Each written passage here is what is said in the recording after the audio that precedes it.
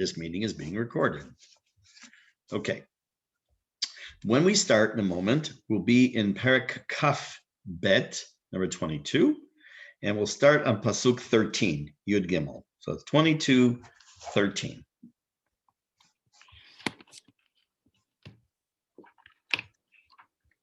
Okay.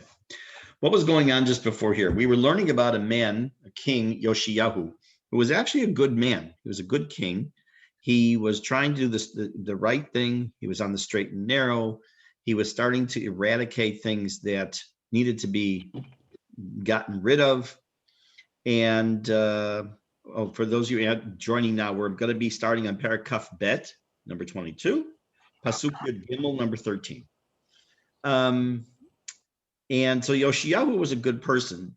And we also learned that he made a collection of money, or money that was collected, was then used for the first time in a very long time for Bedek HaBayit, which meant repairs to the Beit HaMikdash. Now, the Beit HaMikdash needed repairs for multiple reasons. First, just the time and usage of the Beit HaMikdash. And then also, unfortunately, because the Beit HaMikdash was being misused, which is very hard for us to really get a handle on in our brains that how dare they have done that, but it's what they did. And by doing so, they also not just spiritually defile the Beit HaMikdash, but physically there were problems there. So they used the money for Bedek HaBayit, and while they're doing this cleaning, imagine for a moment, I'll give you an example. Many, many years ago, when we had a house in Chicago, when we first bought it, we knew we would have to add on a little bit, like a den or something, because it was small for our needs. We did not have one of those gigantic houses you read about. We had a small, modest home, but we knew we had to add something on. So when it came time to add, we also decided we're going to do the kitchen. So when we busted out a wall to expand, I kept saying, oh, maybe there's jewels hidden in the wall or something. But we found like some of the layers of the original house and how it was originally decorated, which was gross in the 50s. So lahavdil, we're going through the Beit HaMikdash and cleaning up and fixing. There were holes and there were other patches of work they had to do. And lo and behold, they come across a Sefer Torah. Evidently the only Sefer Torah they had seen for a very long time. And it's kind of shocking that we know that there are hundreds of thousands of Sefer Torah in this world, Baruch Hashem. But back then, this was a massive, major find. So what does he decide to do? They're going to take this Sefer Torah and he opens it, he reads it, and he, meaning Yoshiyahu and all the people around him, tear Kriya. And at this point, they're not exactly sure what they're supposed to do. So in Pasuk Yud Gimel, again, Perek Kaf Bet, chapter 22, Pasuk Yud Gimel, number 13, he makes the following statement. Now, I am going to depart from my normal usage of slides tonight, and I'm just going to explain certain things with questions and answers as we go through this, because I'd like to get through this parak tonight and part into the next parak, I hope. So we're going to read Pasuk Yud Gimel. Lechu, he tells these group of people he gathered together, which you'll see in Pasuk Yud Bet, where a Kohen and a scribe and other people, Lechu dirshu et Hashem ba'adi. Go and inquire of Hashem for me, uve'ad ha'am, and on behalf of all the people, uve'ad kol Yehuda. Why? What are you going to ask God about through the Navi? Al divrei ha-sefer hanimtza hazeh, on this sefer that was found, meaning the Sefer Torah. Ki gedolah chamat Hashem asher hi nitzta banu, al asher lo shamu avotenu al divrei ha-sefer hazeh, la'asot kechol ha'katuv aleinu. So he knew in his heart that something bad could happen because they're not following those things that are written in the Sefer Torah. Now you'll notice it says al divrei hasefer hanimtza hazeh, on this book that was found.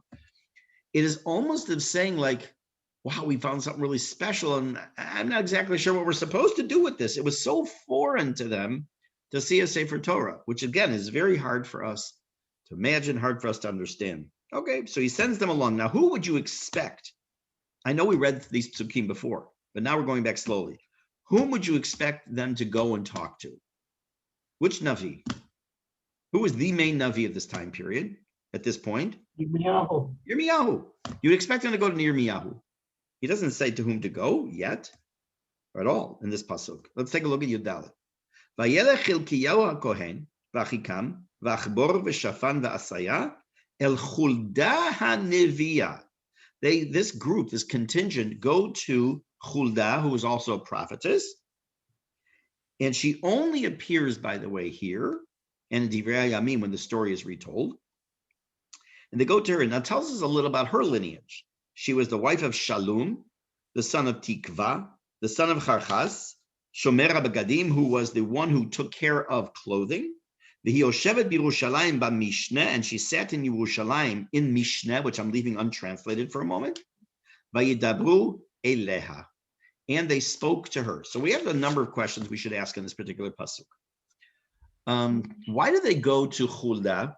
We don't know anything about her, first of all, and there's not much that is known about her. Why do they go to Huldah instead of Yirmiyahu? That's first of all. Second of all, why give this whole lineage of who she was? Third of all, what does it mean she was Yoshevet B'Yerushalayim b'Mishneh? What's going on here? So a number of things to talk about. There are people who decide, now let me back up. When a person wants to ask a question from a Rav for a psak, not for an opinion, but for a psak, they are allowed to ask one Rav their questions in Hilchot Shabbat, another Rav in Kashrut. It's better to have a single Rav, but you are allowed to divide up where you ask your questions. And that's perfectly okay. But there are also some people who shop for an answer. What does that mean? I'll give you a perfect example. Many years ago, I was still living in Chicago, and there was a couple from Chicago that came to Israel for Sukkot. And in the middle of the afternoon, middle of the morning on Sukkot, this couple, the guy called me from Israel. It was about an hour and a half before Shabbat. And he was not from my neighborhood. He didn't daven in my shul. And he asked me, do I have to keep 1 day or 2 days Chag? I said, first of all, why aren't you calling your rabbi? He said, I couldn't get a hold of him. Now, I knew full well why he was calling me, even though he'd never asked me a single shayla. He thought that I'm Mr. Tzioni and I'm Mr. Makel, and I'm going to tell him, yeah, of course you keep 1 day. So I told him, and I knew that for sure. So I told him, you have to keep 2 days. And there's this silence. He said, really? I said, yeah. Do you want an apartment there? No. Are you going to be for Chag in a kibbutz or something that absolutely everyone's keeping only 1 day? No.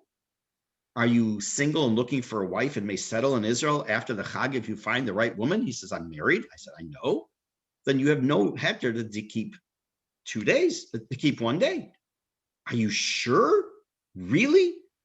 Now, I know his Rav would have for sure told him keep 2 days. I know for a fact.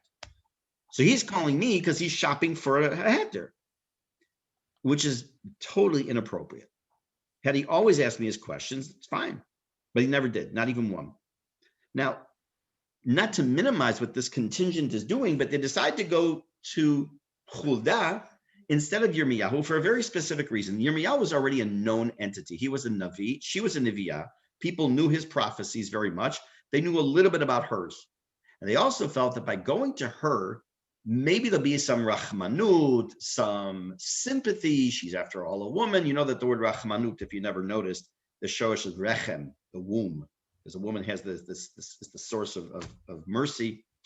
That she would show some level of rachmanut, and she would go to Hashem and say, give a good report. And look, these people are misguided, and then bring you back a note from God, so to speak, that don't worry. Okay, I had mercy on you. I know you didn't have anything. Now you have a Sefer Torah.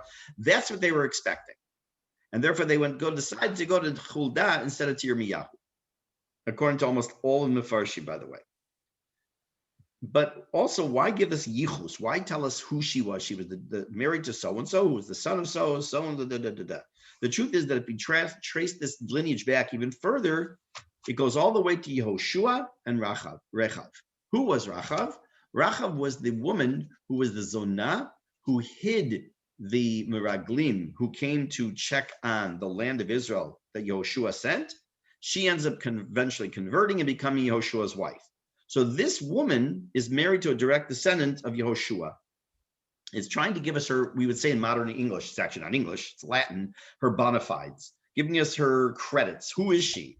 She wasn't just a Nevi'ah, because there were many Nevi'im and Nevi'ot. We know only of a few Nevi'ot that are mentioned in Tanakh.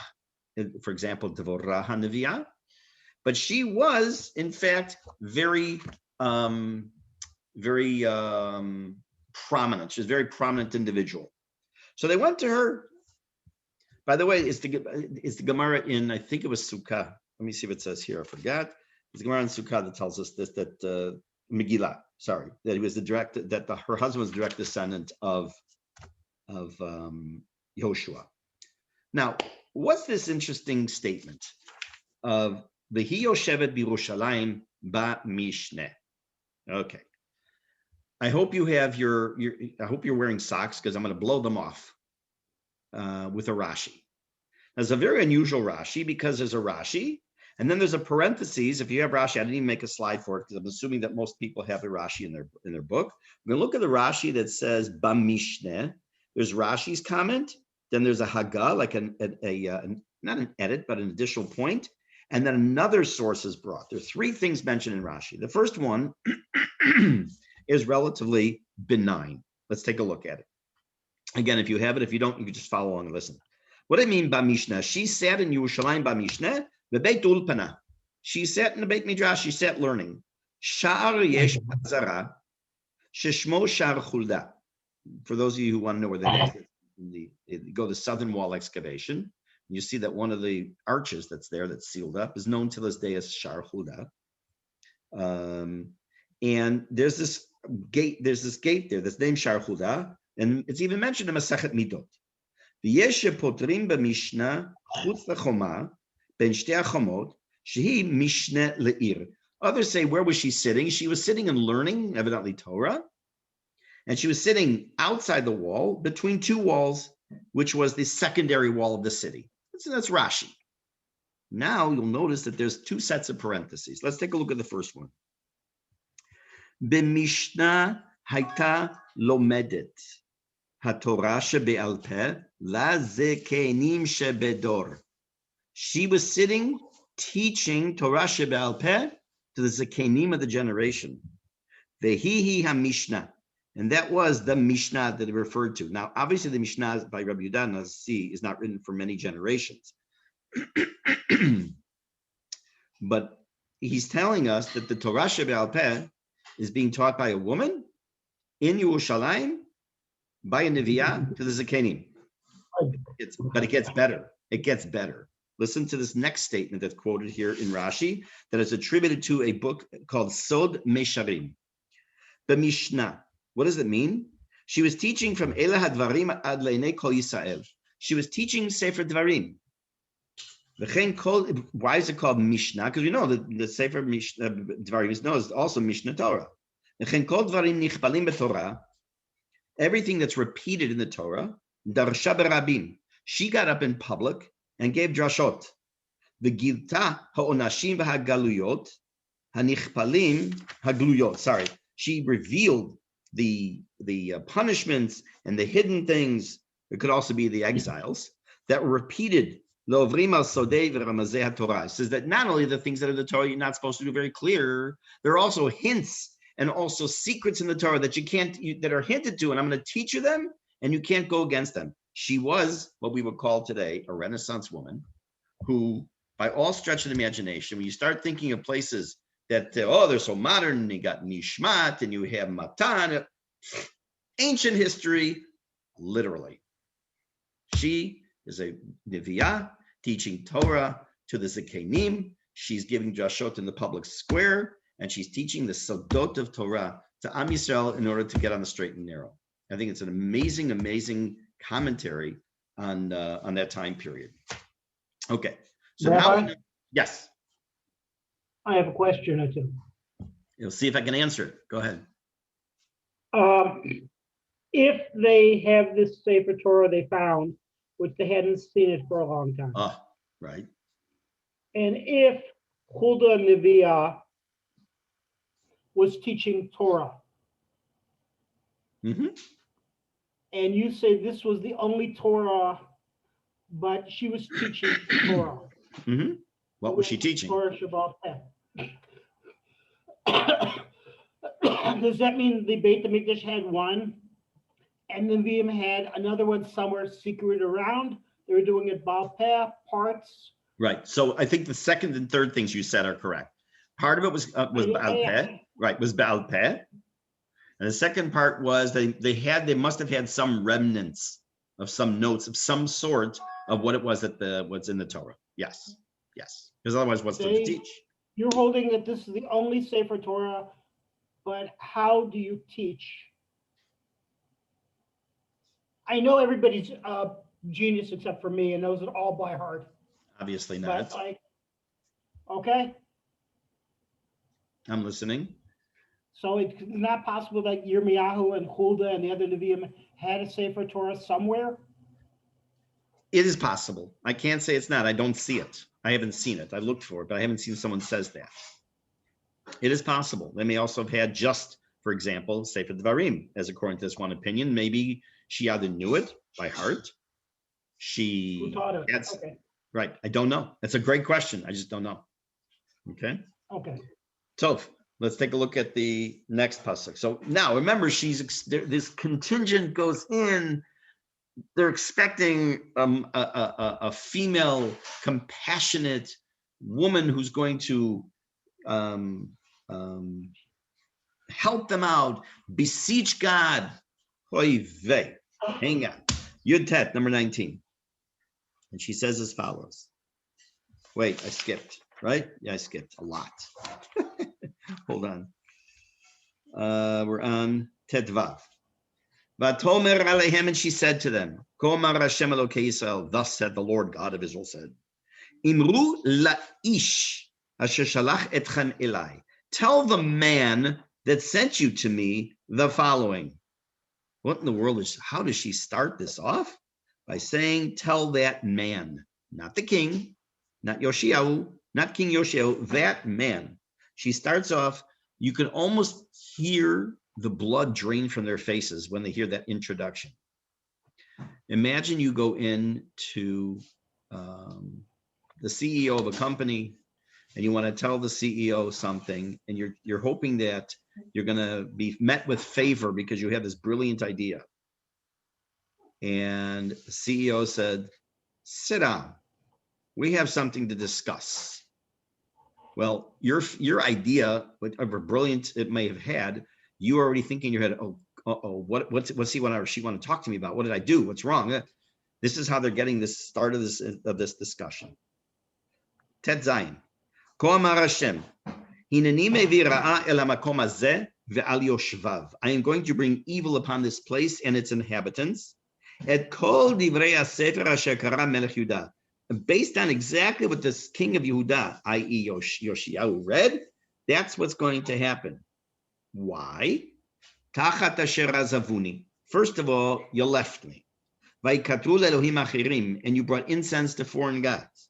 Laman hachiseni. We talked about this before in the last chapter, that in order not just to do it, but also to anger me. B'chol ma'aseh yedeihem, and all the actions of their hands. V'nitztach hamati b'makom hazeh v'lo tichbeh. And I will burn my anger against this place, and it shall not be quenched. Wow, that's pretty strong stuff. What's going on here? So let's jump ahead for a minute. Let's talk about Tisha B'Av. We know that on Tisha B'Av, although this year will not be happening, but in general, on Tisha B'Av, starting with the beginning of the fast until Chatzot the next day, we're supposed to sit on low benches or stools or on the ground. We talk in a softer voice. We remove the parochet from the Aron Kodesh. We do many outward actions that show our avelut. At Chatzot, what happens? We go back in a regular chair. We put the parochet back. We don't have to talk in such a softer voice anymore. So you would think, if I were to ask you the reason for that, most people would say is because by that point already the fire of the Beit HaMikdash and the destruction was already starting to get less. However, it's exactly the opposite. That's exactly what it got the worst starting by Chatzot. So you have to ask yourselves, why are the restrictions in that order instead of the opposite? Let it get stronger and stronger as the day goes by, just like the fire and the destruction was getting worse and worse as the day progressed. Answer. When we saw that the building, the Beit HaMikdash itself, the Eitzim and the Avanim of the Beit HaMikdash, that was where Hashem took out his anger. It was already Chatzi Nechama. It was already a partial consolation because it wasn't the people that were getting killed and the Am that was getting knocked out, getting destroyed, but it was the building itself, which already served as some form of Nechama. And therefore, as a sign of that, we lessened the restrictions a little bit at Chatzot. This pasuk is partially the refuah before the makkah, the antidote before the plague, so to speak. And what is it? Take a look again. First of all, she says, in the name of Hashem, because you left me and because you worshipped other gods or brought incense to other gods, and you did it lahachis, on purpose to hurt me or to anger me, then my fire will burn, my anger will burn on this place. It's a double meaning here, not just the metaphorical concept of Hashem's anger coming against Yerushalayim, but it's makom hazeh, meaning the Beit HaMikdash. He's already telling us that he's going to take out his anger on the building and not on Am Yisrael as a whole. Obviously, they're going to go into Galut. We already know the end of the story, spoiler alert. But as far as destruction, it's going to be the Beit HaMikdash. So this is the beginning of her message. And remember, she starts off by saying, Imru la ish, tell this man.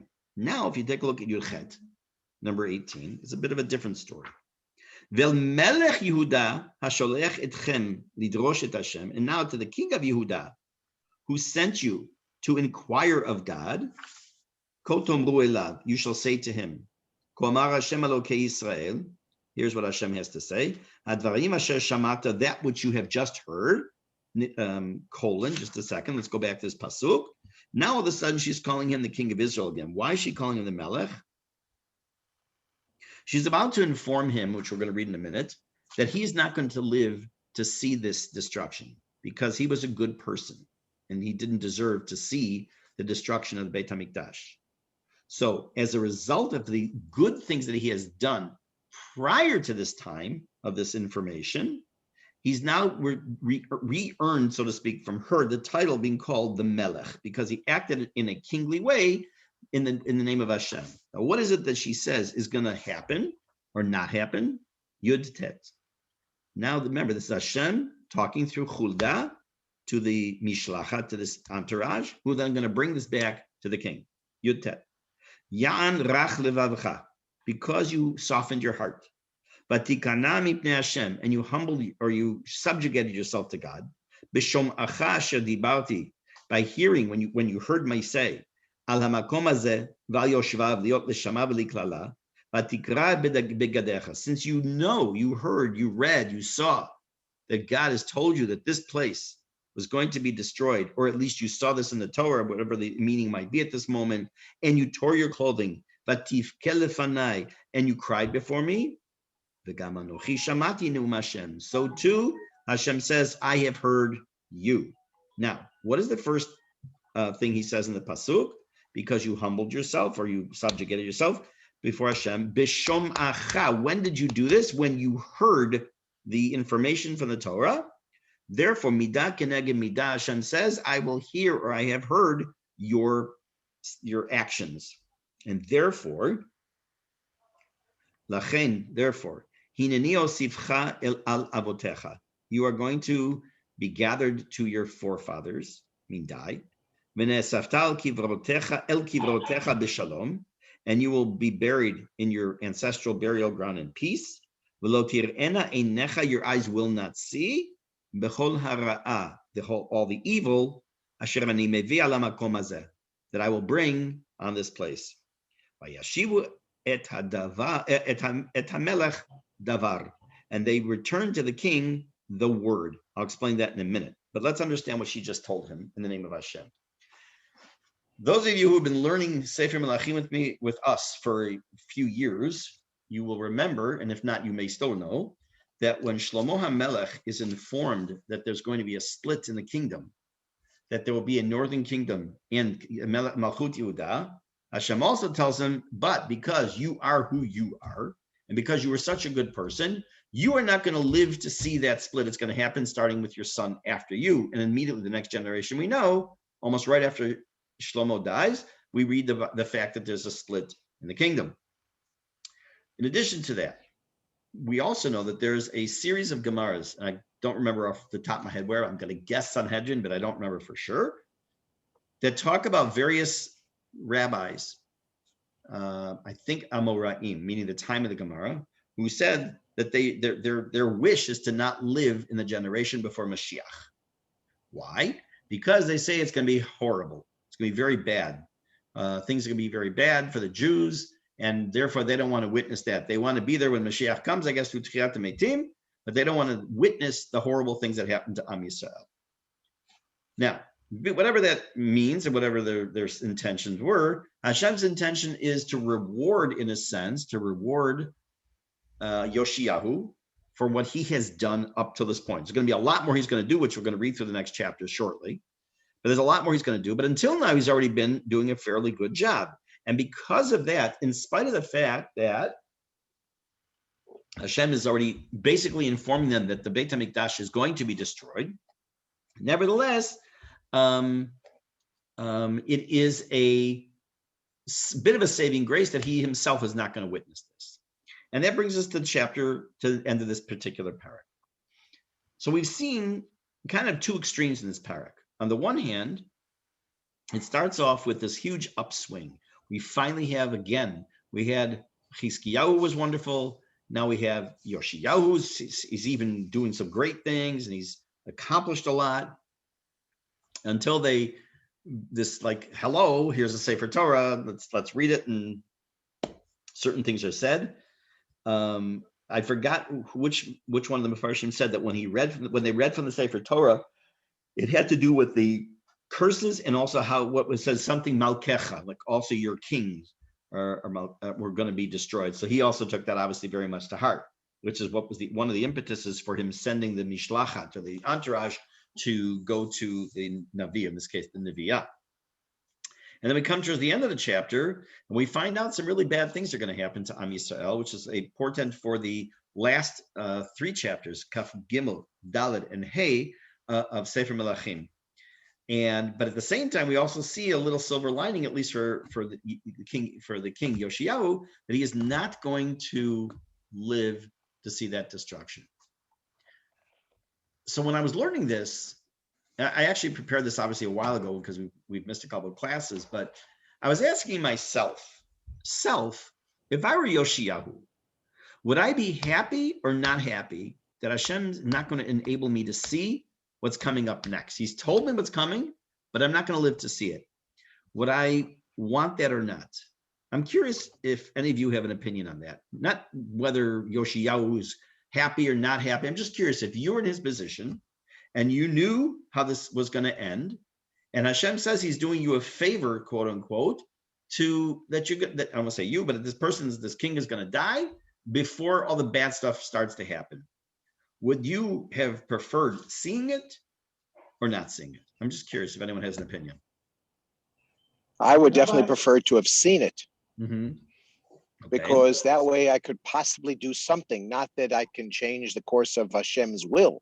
Okay. But at least I would be given a zchut or a merit to see if I, by doing something or trying to do something. Right. Mm-hmm. Interesting. Okay. Anybody else? Wasn't there something with Moshe Rabbeinu in Devarim about should I tell him what's going to happen? Am I remembering right? Sefer Devarim? That if Moshe should say what's going to happen?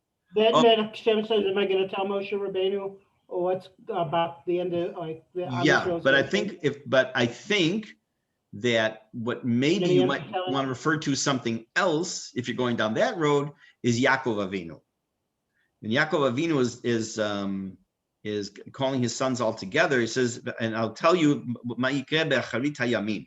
and it says, Rashi says, Bikesh Yaakov legalot taketz. Rashi says that Yaakov Avinu wanted to reveal the end of days, meaning when Mashiach was going to come, and suddenly he lost his Ruach HaKodesh for a moment at that point. And he realized he wasn't supposed to do that. Okay. But I'm asking if you were in that position would you have wanted to see it or not? If you want to say, I'm saying. I think this one I'm with Danny. I think I would have wanted to stick around. I think I would have wanted to see it for multiple reasons. I don't know. One other reason I thought of, one other reason is Yeah. that if Bemet Magia Lam Yisrael, shouldn't I also, I feel like I'm part of Am Yisrael and I should actually witness what Hashem has in store for us. Right. Why should I, be separate from the Am? In other words, why, I'm part of this. I mean, I may have been a better person, but I'm certainly part of this. Right. So maybe Magia Li as well. And why should I lifrosh me'atzibur, as they say? Okay. Anybody else? I want to live in where I am now because Hashem obviously wanted me to live here now for whatever Hashem's reason. That wasn't my question. I don't want. That wasn't I my know, question. but my answer is that I understand your answer. Mhm. I think he wanted to live where he was then, not another time, instead of living another 35 years. Mm-hmm. It kind of sounds. Yeah. Sorry. Go ahead. It kind of sounds like the story of Hagar, where she's punished for the fact that she says, "Let me put Yishmael over here, that I don't see him die." Mm-hmm. And the rabbis tell us that was a bad thing. Right. Correct. So it kind of sounds like he should have said, "I want to stick around." I want to stick around. Interesting. Okay. By the way, Arya, to add one thing to what you said is critically important, and that is when we are brought into this world with the neshama that we have currently, as opposed to Gilgul, the transmigration of soul, right now, Basher Husham, so to speak, which by the way is also by Ishmael, that is because for whatever reason, Hashem says, I and you and all of us who are alive now need to be alive at this moment in time, where there's a necessity for us. Would you or I have been helpful to the world 5,000 years ago, 800 years ago? It's possible. Of course it's possible. But Hashem's plan was that we were not, our neshama as we are now was not needed at that point in history, even though it may have been helpful, but it didn't work in Hashem's plan. So yes, I accept 100% that statement. And, I played the game of if I had been alive when this or that, what would I have done? I remember it sounds like a strange example, but when I went for the first time to the Palmach Museum, which is not a museum, but if you've been there, you'll know what I mean. It's an experience. When I left there, I've been there a few times and it's extremely moving. I remember thinking like, if I'm sorry, I wasn't part of the founding of the state of Israel, part of the underground, whatever it was. And then I kind of stopped myself saying, okay, I might have been that. I might have been, very helpful and positive in that, but it wasn't Hashem's plan. He needs me here now. And he needs you here now. So the Kutzker Rebbe, I think it's Kutzker Rebbe said that when you were born is when Hashem said the world cannot exist without your presence, without you being here. So that's what it is. Okay, let's take a look at Parakaf Gimel. What we're going to do is we're going to do a psukim with a couple of questions up until pasuk Dalet or Hey, and then we're going to read the rest of the parak, and we'll see. I'll explain to you why. Okay, pasuk Aleph in Parakaf Gimel, pasuk number chapter 23. Vayishlach HaMelech vaya'asvu elav kol ziknei Yehuda Yerushalayim. So now, I skipped something. So what does it mean that they returned to the king davar? Davar means a thing or a word. So you would think that after getting this pretty terrible report, that they're going to go back and report everything to the king, how they heard it. The Farshim tell us that it is not what they ended up doing. They gave kind of a synopsis, didn't give exact details. Why? I can't tell you. Were they afraid? This is not the only time we've seen in Tanakh so far, in Navi, rather, where the report is not the exact same thing, but we do have a specific case where the person is told to give the exact information. We know that when Eliah Kohen keeps telling Shmuel, who was sleeping by the Mishkan, and he says, you better tell me everything that Hashem told you, lo techachei davar, or something like that. Don't withhold anything, because if you do, whatever he told you is going to happen to you. So he does give him every bit of detail. But for the most part, it was a partial report given back to the king.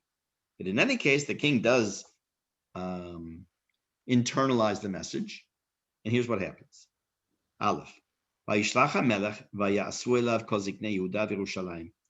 The king sends messengers and gathers together all the elders of Yehuda and Yerushalayim.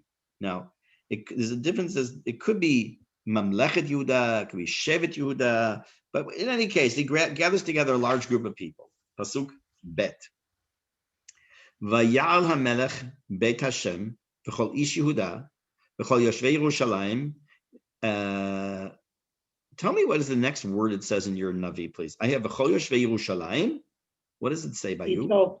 Ito. Ito. Okay, because mine's a little bit messed up here. Thank you. V'hakohanim v'hanevi'im v'chol ha'am lemikaton v'ad gadol. So who went up to the Beit Hashem, to the Beit HaMikdash? All of Yehuda, all the residents of Yerushalayim, the Kohanim, the Nevi'im, all the people from the youngest to oldest, and Vayikra be'oznehem et kol divrei Sefer HaBrit hanimtza b'Beit Hashem. And they read from the Sefer HaBrit, from part of the Torah, which is the section of the covenant between Hashem and Am Yisrael, that was from the Torah that was found in the Beit HaMikdash. Anyone find any similarity to this, from this pasuk to something in the Torah? Think. Hakel. Perfect Hakel. answer. Excellent. What is Hakel? So we know from Sefer Dvarim that during Chol HaMoed Sukkot, in the year after Shemitah, which will be a year and a half from now, a little over that, the king would gather all of Am Yisrael together, would read from parts of Sefer Dvarim for men, women, and children. And says, why did the children come? They're not really learning anything, but they are indirectly. It says that for the adults to get the sachar, the reward for having brought the children, but also is a very impressive gathering that would make a roshem or an impression on the children to see such a gathering. When I had the zechut of making the first Siyum Hashas, I had at that time, I think, only one nephew, maybe two. And it was in Chicago. And my brother-in-law brought my nephew to the Siyum. It was a small gathering by my parents' home, 15, 20 people. And I had him sit next to me. I don't think this was, I'll tell you, it was 1980. What was it? So he was probably 5, somewhere around there, 4 years old, 5 years old, maybe. And I told him, I want you to look around. I explained to him what it was that I had accomplished with the help of Hashem, and to look at. He told me, now, what does a child know about Shas, Gemara? At that age, a normal child, barely anything, maybe knows the word. To this day, he still remembers it. Now, why do I say that? Because there are things that we do educationally with children that they can even be passive and things sink in. It's very important to understand that, by the way, for the good and the bad. So we have to keep that in mind.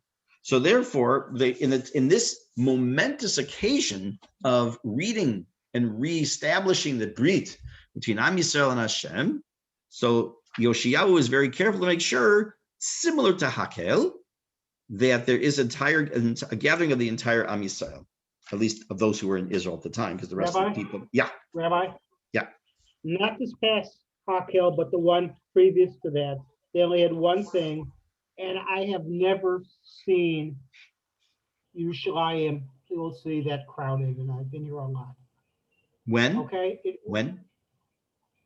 Not I'm the, asking- the previous Hakel, they had some kind of split. We're not going to get into it, but the one before that, they had one Zecher Hakel.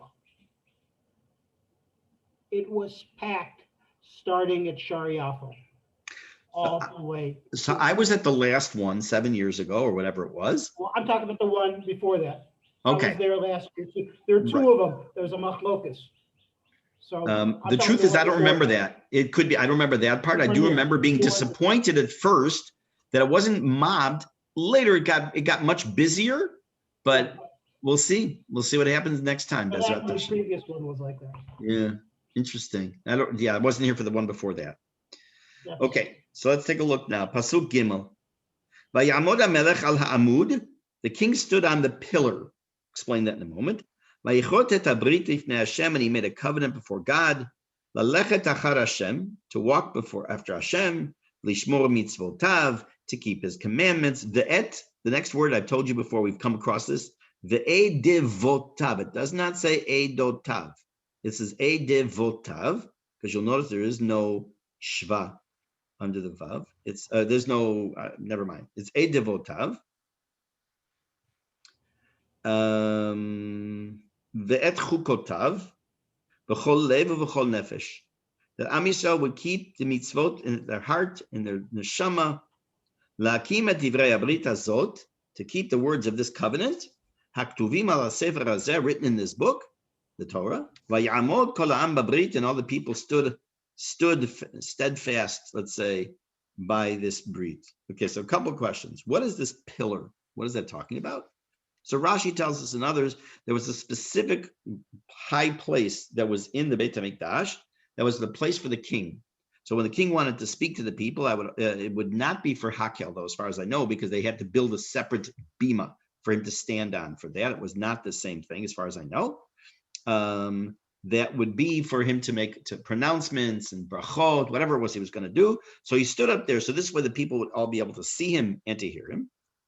And you'll notice also that what is it? There's the first thing they say they're going to do, lalechet achar Hashem, to walk by God. There are, if I ask you to do something with me or for me, I would want to first tell you what it is, why you're going to do it, how you're going to do it, give you the details of the job it might be. But the first thing that Yoshiyahu is saying as king is that your covenant, your part of the covenant is you're going to walk behind God. You're going to follow Hashem. That's it. I'll tell you what else you're going to do, but you're going to go by God. He's your creator, and you're going to follow. That's first. But then the problem is that it seems from this pasuk that things are all kind of cool, everything's wonderful. The problem is that we're told in Yirmiyahu, and I'm going to take a look and find the pasuk because I forgot to look it up before, that this particular incident, that although it sounds very impressive, was sadly what's called min hapev lachutz, like it was very just outwardly from the Am. Let me just find the pasuk and read it to you. Book of Jeremiah, chapter 3, pasuk 10, Yud. Okay. He first makes reference to this particular event and then says, V'gam b'chol, and even after all that, Lo shava elai bagoda achota Yehuda b'chol liba. After that, the faithless Yehuda did not return to me wholeheartedly, ki im b'sheker, but insincerely, nu Hashem. Referring to this moment where they made the statement, it was not sincere. I think I think I've mentioned a few times. There's a Mishnah, I think it's the end of Tanit. Actually, I'm going to take a quick look. Hold on. Tanit. Actually, why am I looking there? Look at Mishnah. Tanit. Before I tell you if I'm right or wrong, I should see if it's near the end. Give me 1 second.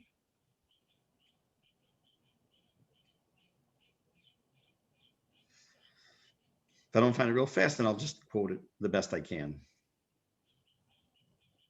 No, it's not there. It's the third parak. If I don't find it, this might be it.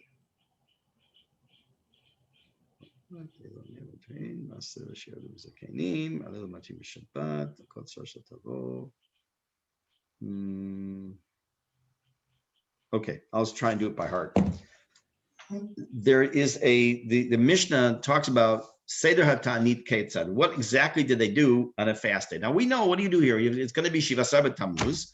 So what does it mean to fast? So what do? We fast and say some slichot, and we lane, and then the fast is over at the end when it's dark. Wonderful. In those days, first of all, there were many, many more fasts than we know of. And second of all, they also did things a little differently than today.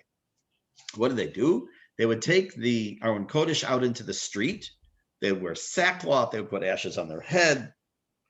And the Rosh Ha'ir, the person who was in charge of the city, could have been the Rav, it could have been the Zlaken, would quote a pasuk from Yonah. In Yonah, it says, Vayar et hamaasim or maasehem. When the people of Nineveh did tshuva, it says that Hashem saw their actions.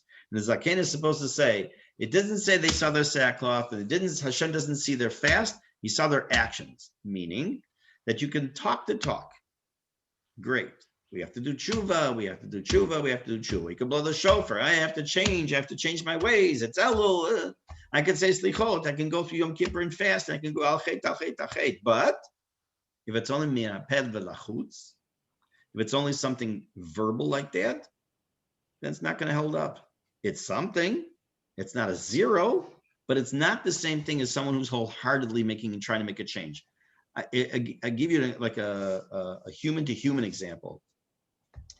If you have two very close friends, friends for life, and one hurts the other, but I mean really hurts their feelings somehow, and the other guy who did the hurting goes to the one who was hurt and said, "I'm sorry." Okay, wow, that's not very sincere. Okay, but did he say, "I'm sorry"? He said, "I'm sorry." Did the person whom he hurt feel okay about it? Probably not. But if he comes and say, "Look, I feel horrible about this. I really want to change. I did not want to hurt our relationship. I'll do anything to repair this relationship." That's already coming more from the heart, where there's change. And here in this particular ma'amad, this particular standing, so to speak, at this moment, Yirmiyahu tells us, not here in Malachim, but in Sefer Yirmiyahu, that it was for the most part of the people, mina peh v'lachutz. Because had it been more sincere, maybe it would have been enough to, quote, change Hashem's mind because of a form of tshuva. Unfortunately, it was not enough. Next. Vayetzav HaMelech et Chilkiyahu HaKohen HaGadol v'et Kohanei HaMishne v'et Shomrei HaSaf להוציא מהיכל השם את כל הכלים העשויים לבעל ולאשרה לחוצבה השמיים. The king called upon Chilkiyahu, the Kohen Gadol, and his second in command, and those who were in charge of various things, to take out of the Beit HaMikdash. Now, we thought he cleaned out the Beit HaMikdash already. There's still lots of things going on, but in and outside the Beit HaMikdash. He tells them to get rid of all the utensils that were used and were still in the Beit HaMikdash for serving Baal, the Asherah, or any of the heavenly bodies. Burn them, and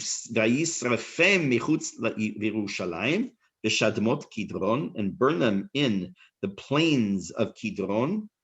Now, it doesn't say the valley of Kidron. Now, some of you are aware of the fact that if you're facing the Kotel, but you're far, far, far back, like by the yeshivot and all the buildings. So to the right and down is the Kidron Valley, to the best of my recollection, somewhere in that area.